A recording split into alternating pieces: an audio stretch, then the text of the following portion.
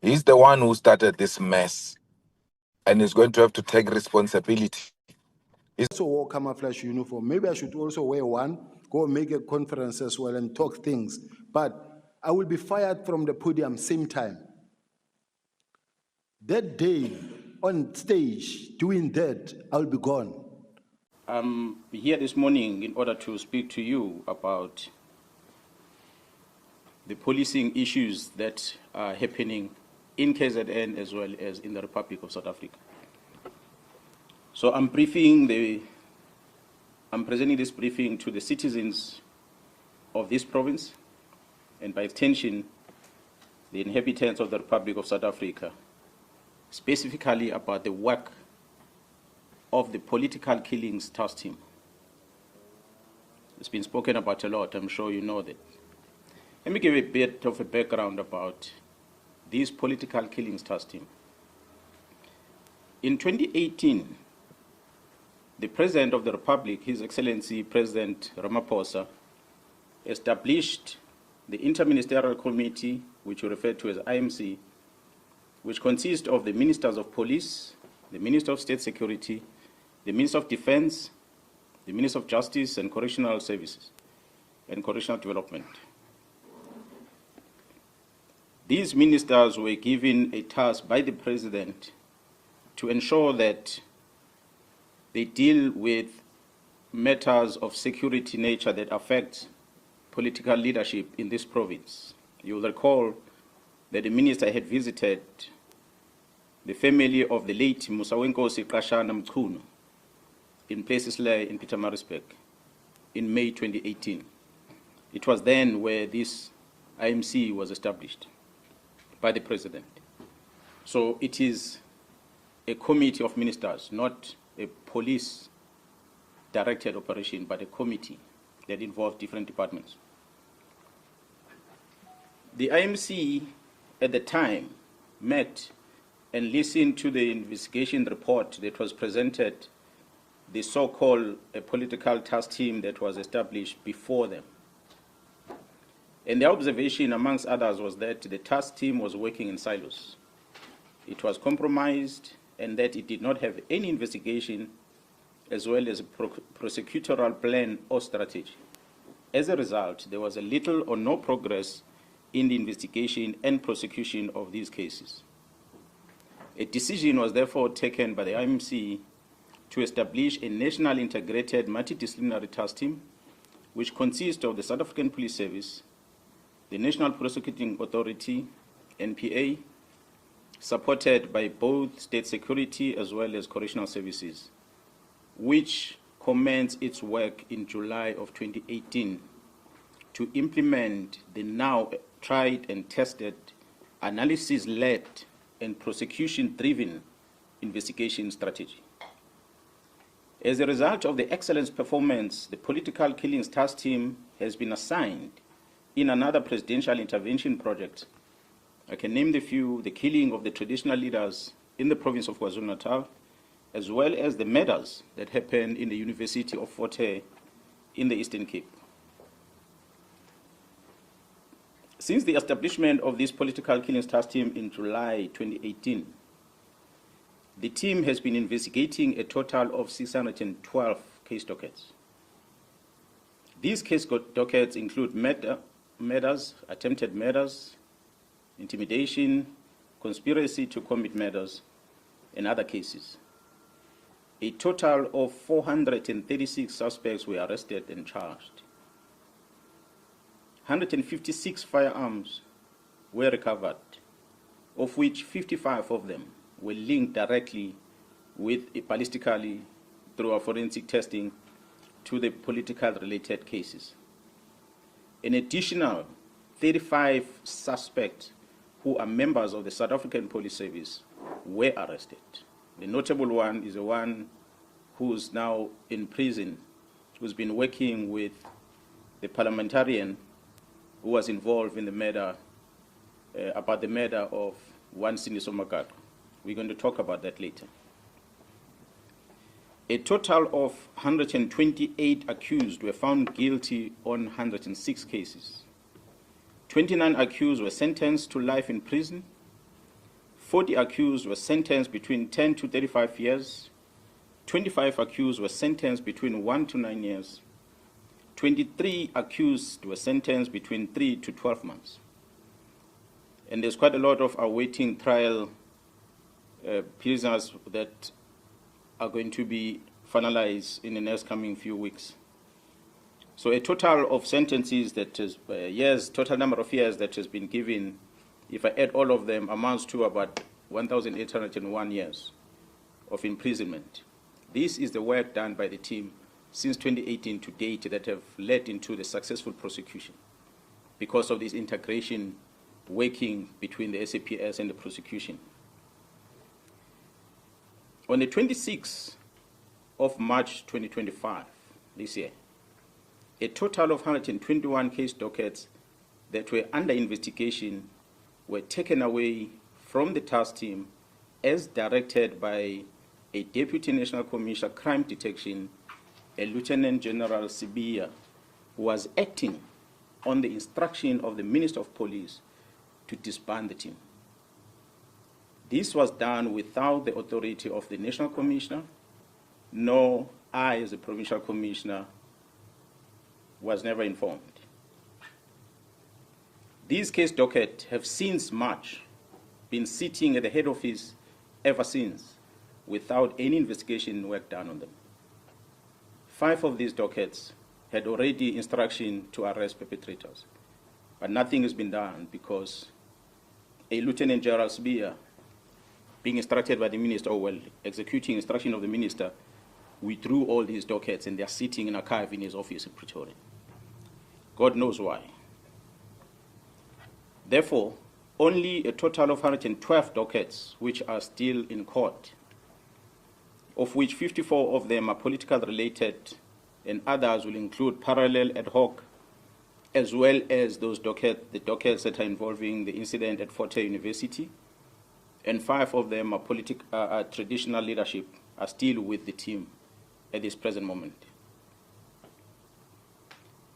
In the year 2024, a request was received from Gauteng Organized Crime Investigating Unit to assist with the investigation to dismantle the organized crime syndicate that was operating in Gauteng, that was controlled in Gauteng but operating in the rest of the country and in neighboring countries. I, as a Provincial Commissioner, took a decision to deploy 10 members from this political killings task team to go and support this organized crime unit in Gauteng. I can tell South Africans that this decision was a cause for the disbandment letter of this team because they overstepped their mandate of only focusing in KZN. They went to support Gauteng organized crime unit with the dismantling of a criminal syndicate. And I can confirm before the South Africans today that the investigation which these members were involved with in Gauteng has unmasked the syndicate. And this syndicate involves, amongst others, politicians who are currently serving in Parliament. The law enforcement officers include the members of the South African Police Service, the Metro Police, and correctional services. They include prosecutors in Gauteng province, the judiciary, and all these are controlled by the drug cartel as well as business people in that province of Gauteng. This act, of course, undermines the criminal justice system in this country. Mr. Brown Mkhwanazi sends a WhatsApp message to myself, Lieutenant General Mkhwanazi, regarding the allegation on the defeating the ends of justice matters which were widely publicized, which involves an incident that happened at the correctional service at Mpangeni in KwaZulu-Natal. Mr. Brown sends this message in September last year, long before the news came out in public about the incident that happened at Mpangeni. he sends this message. In this message that he sends to the provincial commissioner, he attaches a police letter and he attaches a copy of the occurrence book, a register that is used at the police station that's supposed to only be accessed by police officers. But Mr. Brown, who's not a police officer, attaches those in his message and he sends it to the provincial commission. His word says there is a plot to charge you. Mr. Brown Mkhwanazi also sends a screenshot of a presentation that was made on the 30th of September 2024, a presentation that was titled 2024-2025 Division Crime Intelligence Policies. He sends this to myself, Lieutenant General Mkhwanazi, as a Provincial Commissioner of KwaZulu-Natal. Surely this must have been a classified information where crime intelligence are presenting their policies. But this man has access to that, and he's not a policeman. When asked to share the copy of this presentation through that WhatsApp communication, he responded by saying, General Khan will brief you next week. There's only one General Khan in the South African Police Service, so is one Lieutenant General Sibiya in the South African Police Service. I've never heard of any other lieutenant generals in any other way in the security cluster in the country with the very same names. So I assume these are the colleagues that I know very well. He further wrote on the very same WhatsApp message. He said that, I quote, the minister is briefed. He has just arrived in Lusikisiki, end quote. You will recall, colleagues, that we had an incident in Lusikisiki, a mass murder that happened there. And the Minister of Police had gone visiting the families and that crime scene. So after this communication, the Provincial Commissioner called the Chief of Staff, Mr. Nkabinde, the Chief of Staff of the Minister of Police, and asked the Chief of Staff, who is this Brown Mkhwanazi? This Brown Mkhwanazi seems to be traveling with the Minister to Lusikisiki. Who is he? Because I've never heard of him. The response from the Chief of Staff was that Mr. Brown Mkhwanazi is an associate of the Minister, but is not employed in a department. That's when I got a confirmation about Mr. Brown Mkhwanazi. And I asked the Chief of Staff to send the phone number of this Brown Mkhwanazi, of which he did.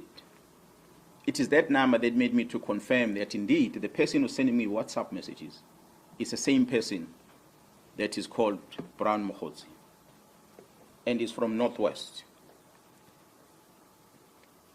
On the 5th of March 2025, the South African Police appeared before the Portfolio Committee in Parliament. A presentation was made to this Portfolio Committee by the Provincial Commission of KwaZulu-Natal, which included the allegations of an associate of the Minister of Police, Mr. Brown Mkhwanazi. The minister denied on record. Go and Google a visual presentation to the Portfolio Committee on the 5th of March this year, towards the end of that briefing, where the Minister of Police responded and he said he does not know this Mr. Brown Mkhwanazi. He said that in Parliament. However, the minister confirmed that he knows this Mr. Brown Mkhwanazi during the telephone conversation that he had, which was posted on X under a handler at Load Care. This was on the 30th of March, where he confirmed that this was his comrade from Northwest. The conversation between the minister and that lady is available. You can go on X and find it on the 30th. If it has been removed from that account, as we finish this briefing, I'll share that with you. The evidence has been found in the cell phone of Mr. Vusimus, also known as Cat Nhlanhla, which shows the communication between Mr. Brown Mkhwanazi and the Minister of Police, Mr. Senzo Mchunu. As I said, this was the beginning of the closure of the political task team. I've tried to outline some sequence of events. I had said the team left for Gauteng to go and assist organized crime in Gauteng. There was a shooting incident that had occurred in April 2024, where Mr. Swart, a QTech employee, was fatally shot while entering the company premises. QTech has been a long-standing service provider to Transnet. Shortly after the incident, 3 suspects, including a warrant officer, a South African Police Service warrant officer, a detective Tau Pule, were arrested in Johannesburg. During the arrest, weapons that were used in this murder, which was an AK-47 and a pistol, along with cell phones, were confiscated. I must applaud the team in Gauteng who had effected this arrest before the arrival of the team in KZN. It is the challenges that this investigating team of Gauteng encountered that led into the invitation to the KwaZulu-Natal police to go and assist. The KwaZulu-Natal political killings task team arrival, they took these weapons and they went and tested them. So they conducted a ballistic test in order to check whether these firearms were linked with that murder and many other murders perhaps that will have occurred in the country. Maybe let me pause on that one and come back into what had happened prior to us receiving the results from the task team, ballistic test result. On the 6th of December 2024, the task team visited the premises of the 2 of the high-profile syndicate, of which one, Mr. Katiso Molefe, was arrested for the murder of Mr. Swart of QTech. During that arrest, unusual activities were observed whilst the team were busy with the operation. These activities included a dispatching of members of the South African Police Service under the command of a senior manager at the head office to go and interrupt the operation that was unfolding. Fortunately, when they arrived there, the members realized that it is indeed a police operation, so they allowed the members to carry out their operation without disturbance. On the 30th December 2024, the ballistic expert issued a ballistic report which linked these firearms not only with the murder of Mr. Swart, but these firearms were linked with a number of high-profile cases. And these cases include very high-profile South African artists that were murdered in Gauteng, which occurred dating back as far as 2021. I'm not going to mention them, but we have them on record. On the 31st of December 2024, the Minister of Police, Mr. Senzo Mkhunu, issues a letter to disband the political killings task team and to suspend the filling of vacancies within crime intelligence. In January, February, and April this year, the Deputy National Commissioner Crime Detection, Lieutenant General Sibia, issued written instructions withdrawing all these cases from the task team to his office. On the 14th of May this year, 2025, the task team arrested Vusi Muzi, who is also known as Cat Nhlanhla, for an attempted murder ×3. I must highlight that this Mr. Vusi Muzi Cat Nhlanhla is an individual who was awarded a police contract of over 360 million rand in 2024. An analysis was conducted on electronic communication of this arrested person. This analysis reveals communication between the arrested Vusimus at Cat Nhlanhla, Mr. Brown Mkhwanazi, an associate of the Minister of Police, as well as the Minister of Police, Senzo Mkhwanazi. On the 1st of January, the letter is issued on the 31st. On the 1st of January, 2025, Mr. Brown Mkhwanazi sends a WhatsApp to Vusimuzi Cat Nhlanhla, and it reads as follows, I quote, "I have arranged a meeting for Sibiya and the minister. They must have a solution." And it follows another message. "The task team that came to your house and harassed you have been dissolved. They got the letter on Monday. As we speak, they are bringing all docket to Sibiya." This letter is issued on the 31st of December 2024. This communication is on the very next day, the 1st of January 2025, where it says the dockets have been called and have been sent to Sibiya. Yes, we know the dockets only were sent to Sibiya in March this year. Further analysis of the chats indicates that Vusimuzi Cat Nhlanhla is financially supporting the Minister of Police and Mr. Brown Mkhwanazi's political endeavors. This is supported by the evidence of conversation and the proof of payments of guests for January 8 traveling cost and the Ghana dinner in Cape Town, which was done in 2025. The proof of payment, we have it. As I said, we're going to share with you where Mr. Nhlanhla is sending this proof of payment to Mr. Brown Mkhwanazi. On the 2nd of January 2025, at about 10:05 in the morning, Vusimuzi Cat Nhlanhla receives a copy of the letter of the disbandment of the political killings task team from Mr. Brown Mkhwanazi, who is an associate with the Minister of Police.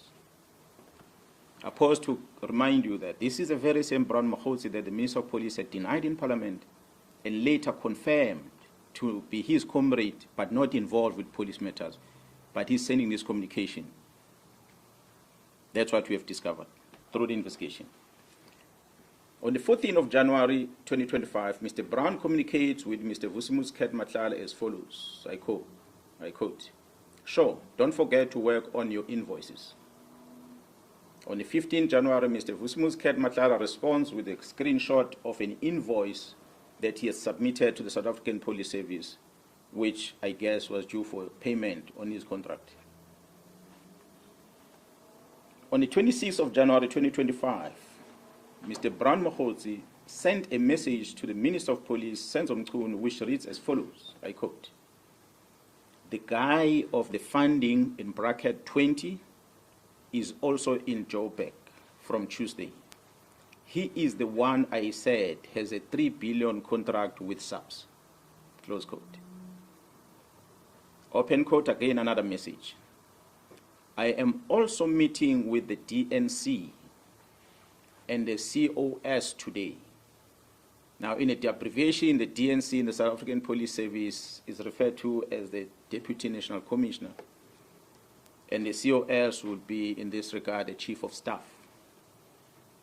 He says, "I'm also meeting with the DNC and Chief of Staff today in Durban for finalization of Khumalo and General Mkhwanazi's matter."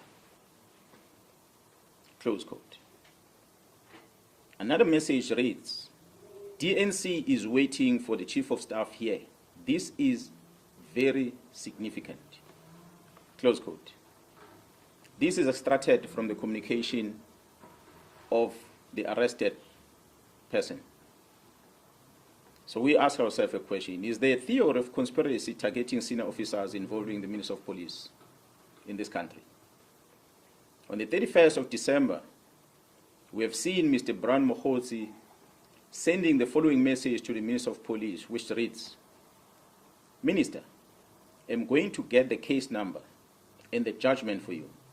Now we got something proven by the court.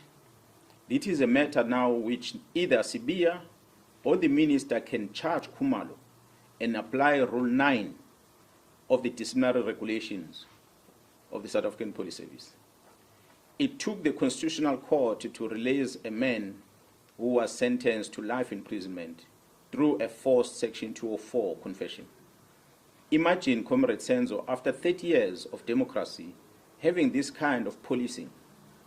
The good thing now is that these are not allegations, but a court judgment.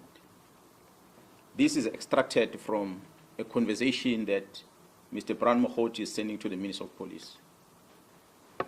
On the 13th of May this year, the contract of Mkhwanazi Nhlanhla was cancelled by the National Commissioner of the South African Police Service.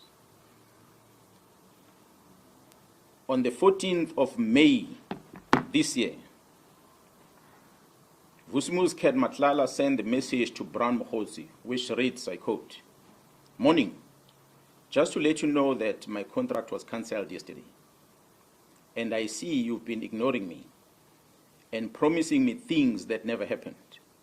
Luckily, took screenshots of every conversation just in case something like this might happen.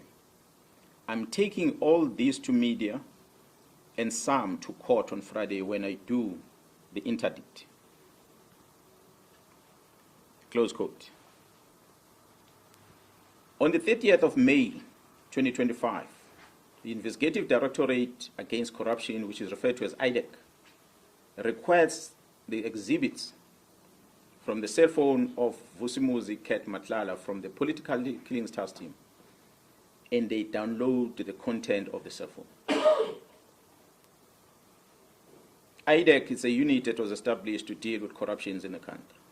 We don't know what is it that we're investigating for them to come and ask for these cell phone downloads.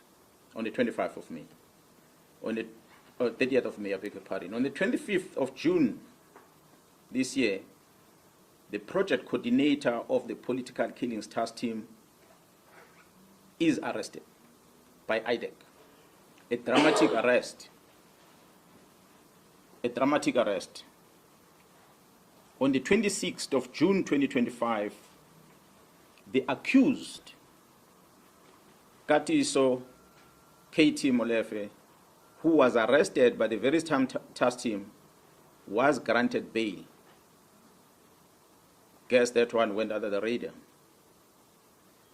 The work of the organized crime in Gauteng, supported by the political killings task team, has indeed been compromised.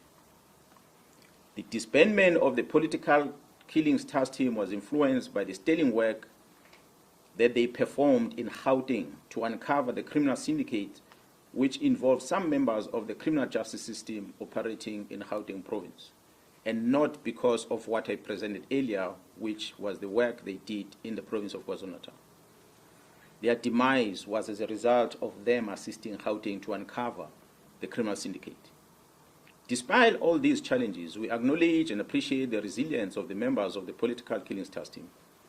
The political killings task team remains operational, albeit its attempt to disrupt its work to protect and serve the inhabitants of the Republic, as enshrined in the Constitution under Section 205, subsection 3 of the Constitution of the Republic. The political killings task team remains operational. Therefore, we have embarked on a process of registering a criminal investigation in order to deal with this infiltration and control of the criminal justice system by the organized crime. We, in KZN, know that a member of crime intelligence or members of crime intelligence released classified documents and handed them over to a member of parliament.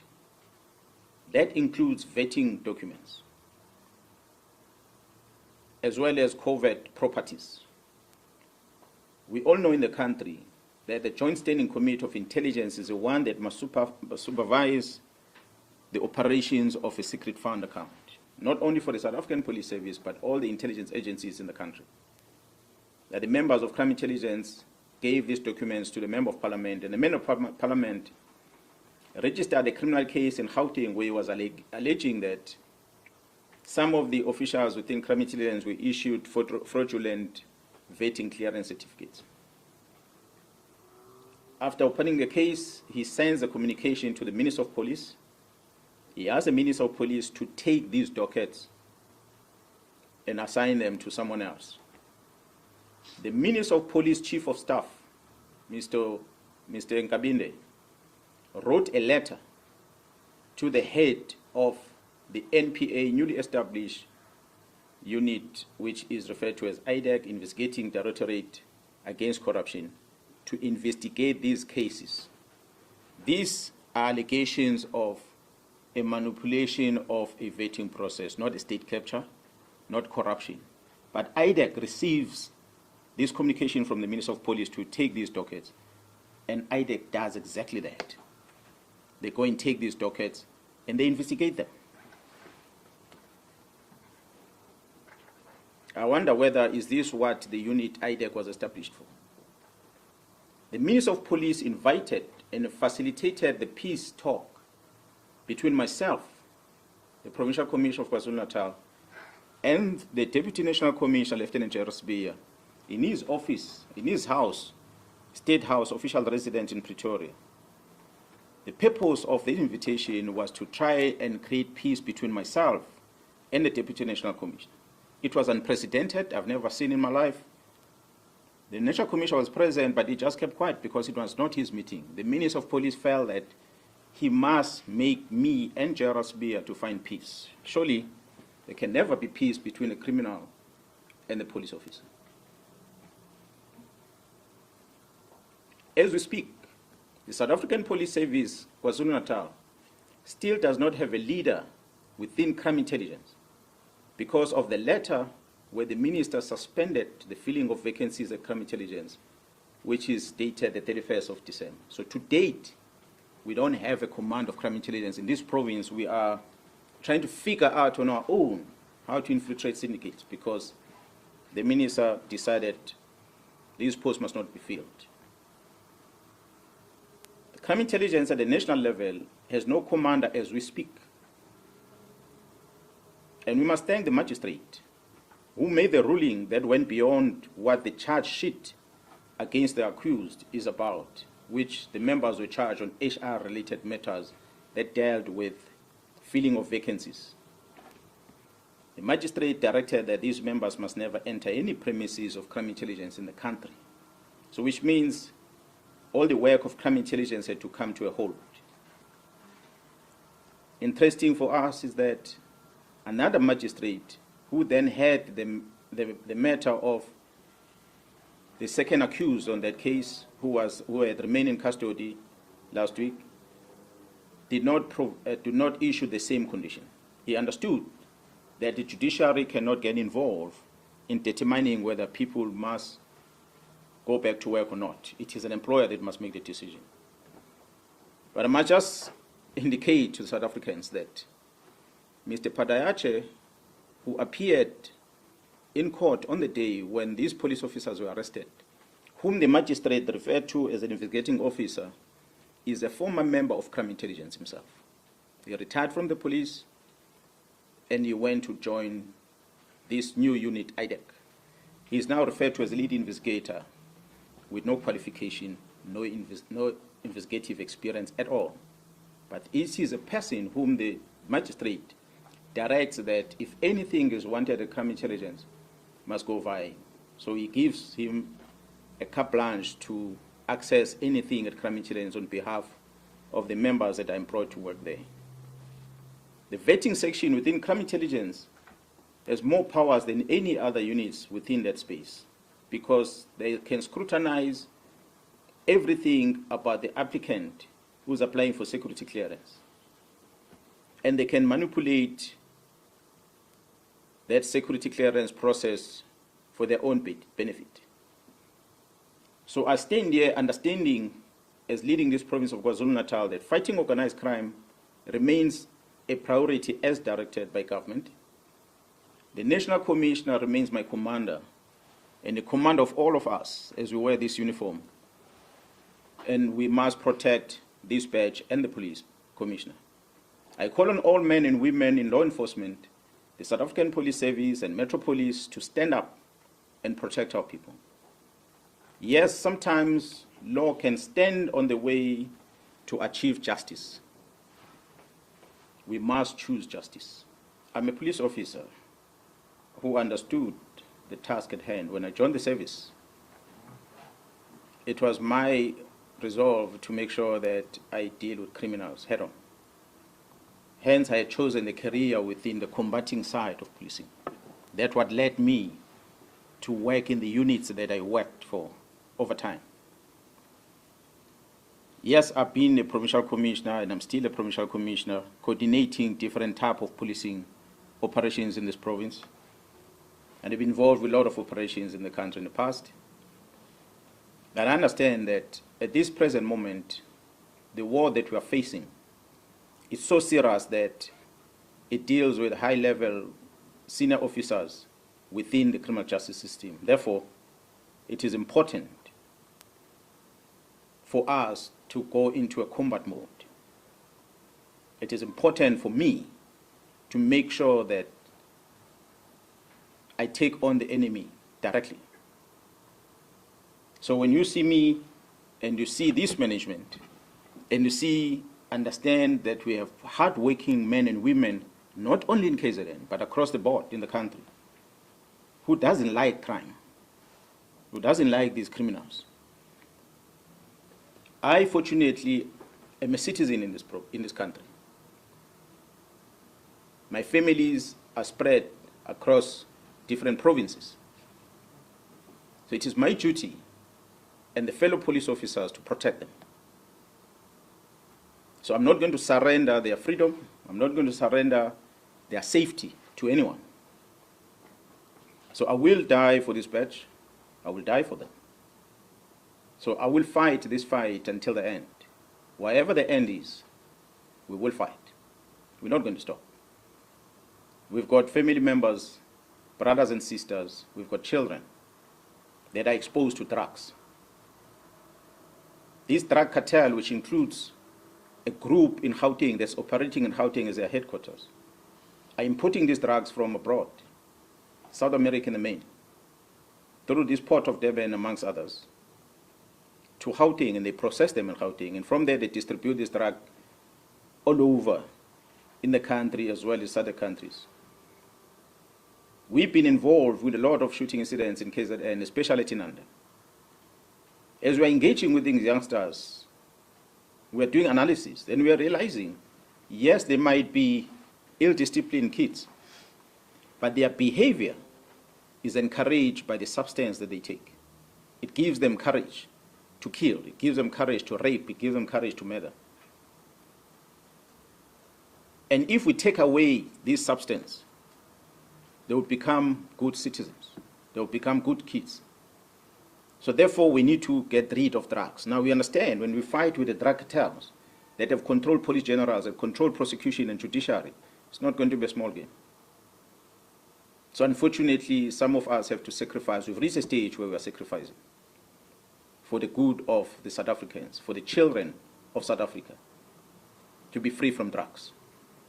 So I do hope that the authorities that have been briefed about this will take necessary action in dealing with it. As a police officer, I cannot turn a blind eye when I see a crime being committed. That's why I mentioned that. We are already working with the prosecution, working on case dockets for those that took a decision to stop the investigation. So we have to investigate to establish, because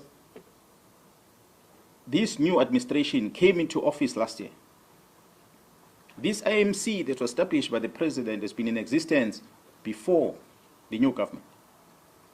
Ever since the new government took over, to date, there's never been a briefing given by myself, nor my management. I believe nothing done by the project leader, which is Jara Kumalo, who's now arrested. I cannot talk much about my boss, but us, as people who are running on the ground, we have never given a presentation to the Minister of Police about the work, the successes that I presented of this political killing task team in this province. So for a decision to disband it, we are 100% sure after evidence collected that is informed by the work that they were doing in Gauteng, which the work they did in Gauteng was affecting the people that are closer to the people that are closer to our executive authority. So our investigation is going to be that wide. We're going to uncover anyone had a role to play. There are people that refer to themselves as whistleblowers. The strategy that is being used is to make sure that they taint the image of a person in a public space. They talk bad about you in a public space. For a member of parliament to come and talk about the procurement of facilities of crime intelligence, which is a covert thing, which is something that should not be in a public space, is not been questioned by anyone. The person who's accused understands that he cannot speak in public about it because it's a covert thing. If he speaks public about it, he's going to be facing a criminal offense himself. Now they're exploiting that gap, that we know this person can't speak, so let's speak and make him look bad. He can only speak behind closed doors in parliament, but he can't speak to the public.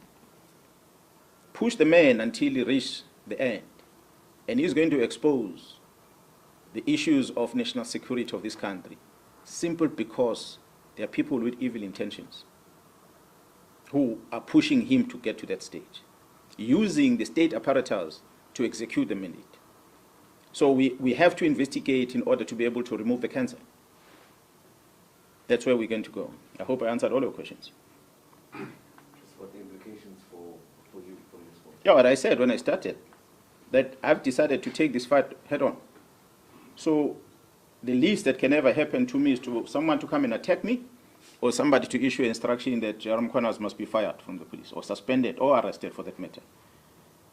What I know, what I like about KwaZulu-Natal, especially in South Africa at large, that we've got very dedicated people out there, from the law enforcement as well as private sector, especially the security companies, that we are running the streets with them on a daily basis, who understand that there's a rot in this organization, who understand these problems that you're talking about, and they're not going to sit back and allow this thing to continue. So I'm inviting all of them.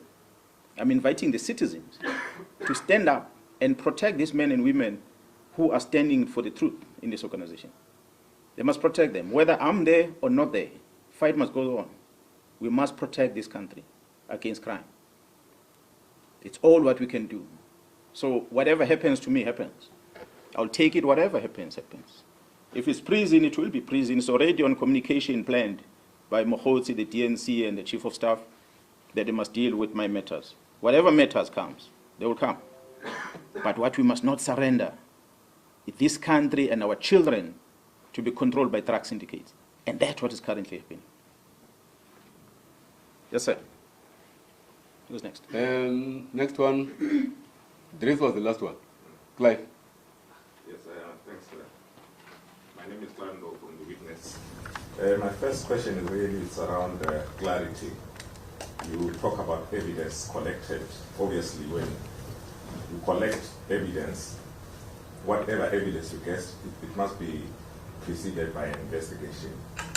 I'm just trying to understand the nature of the investigation conducted, who authorized it. Which one? No, the evidence that you collected, that you have been citing. I think it means that is only fair at arrest when those weapons were taken for ballistics. Is that what you're referring to?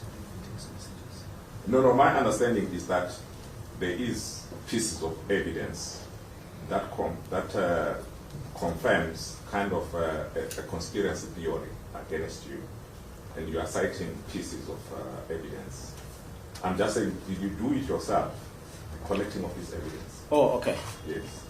I've said, if maybe you didn't capture this thing, so when I was talking, you were typing, that's why I didn't get some of the things. Yeah, no, I was typing much. The team of Gauteng Organized Crime Unit been investigating a murder case of Mr. Swart. And they came across problems. I'm not going to elaborate what the problems are, which made them realize that they need support from elsewhere outside Gauteng. Because there are some senior officers that are in close communication with their targets. Hence, they came to me, and I dispatched the team to go and assist them. In that investigation the team were doing in Gauteng, under the leadership of Jared Khumalo, who's now arrested, uncovered a lot of things. It led to the arrest of one of the drug lords and the search of the other one, and eventually the arrest of the second one. that the arrest of the second one, and when they took his phone and they downloaded his phone and they found all his communication. So it is the team that was working, not me. So that's where everything was unfolding. We were asking ourselves a question as to what made the minister to decide to disband the team. We did not know until we found it from the suspect's phone. Oh, this thing came from December as a strategy to neutralize the investigation against these drug laws, because the team was perceived to be handling the drug law case. What they did not realize is that that case docket was not part of the political task team. That case docket was in Gauteng.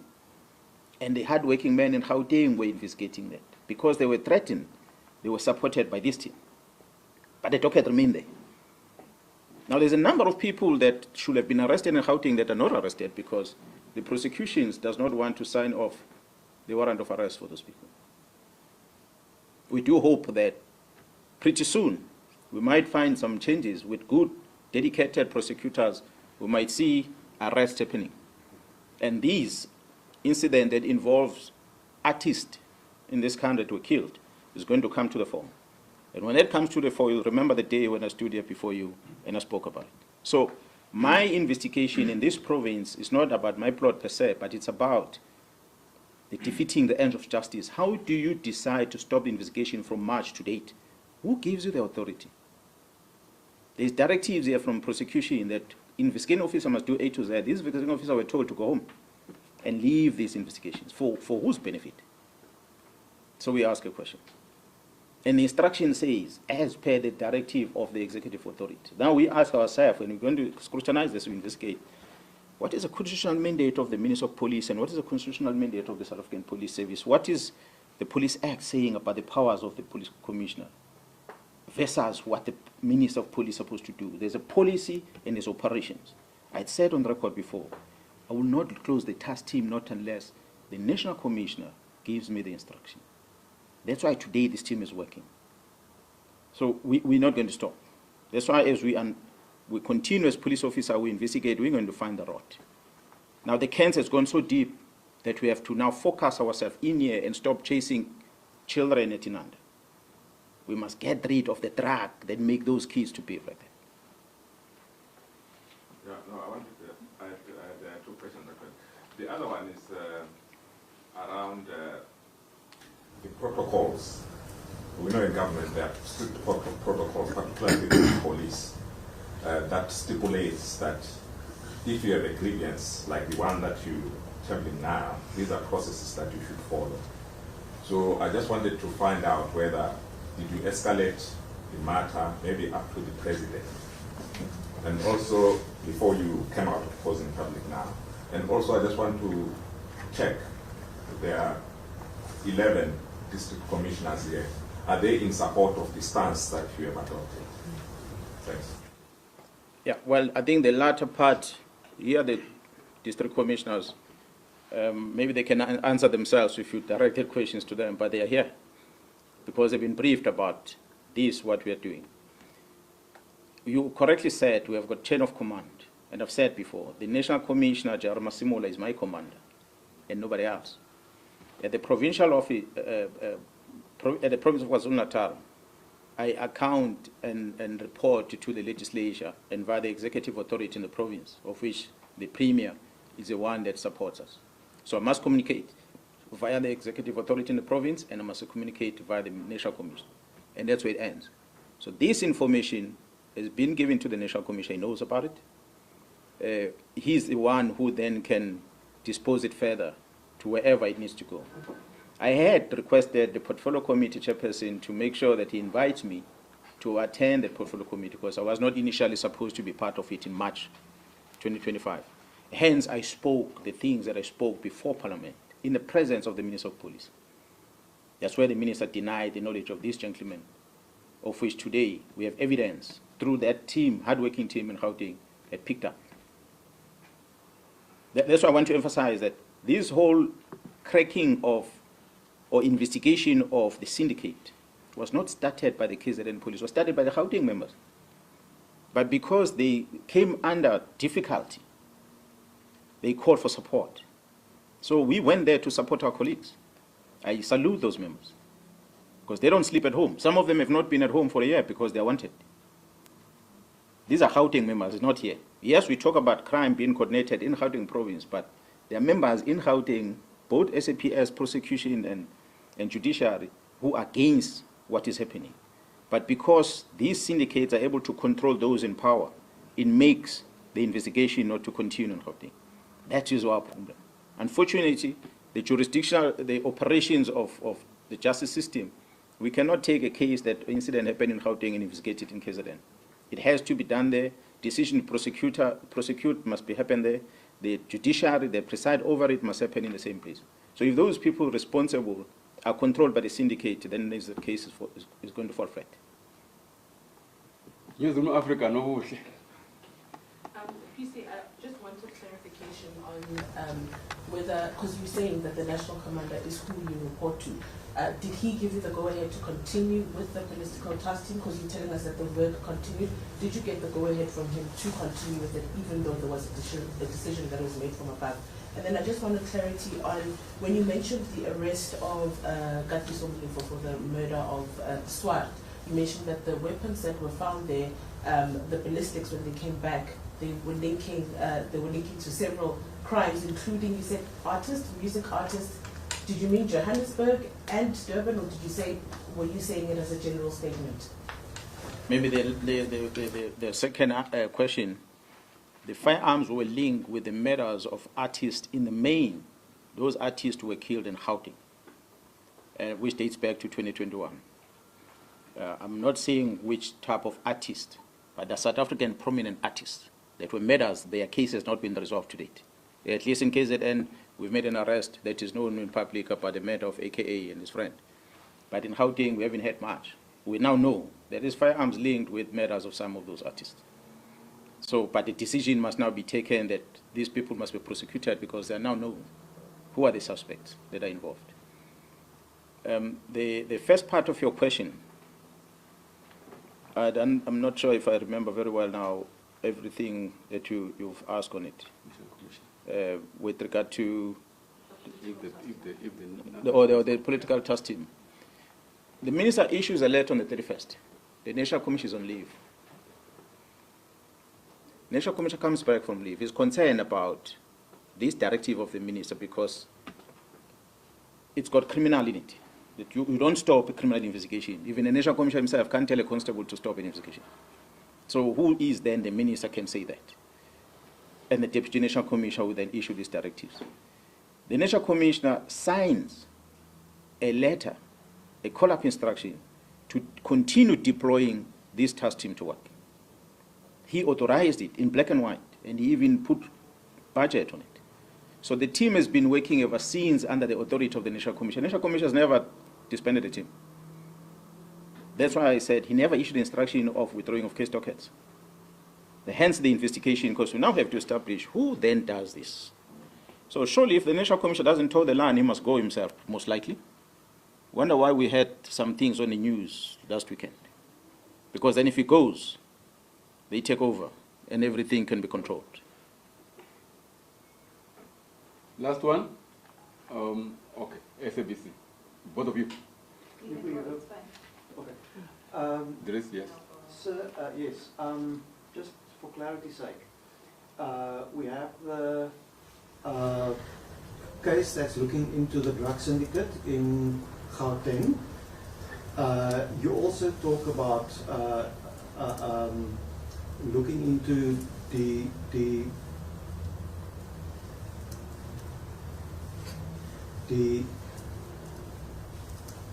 defeating the end of justice. Now, when we talk about that, where was the case registered? Which unit is carrying that docket? I said we are busy discussing this with the prosecution. We are putting this evidence together. We have not registered a case yet because we still needed to get some clarity from people who are part of this investigation, who have issued it, whether they issue the instruction, where does the instruction come from, and so forth. We understand this to be a task of the interministerial committee.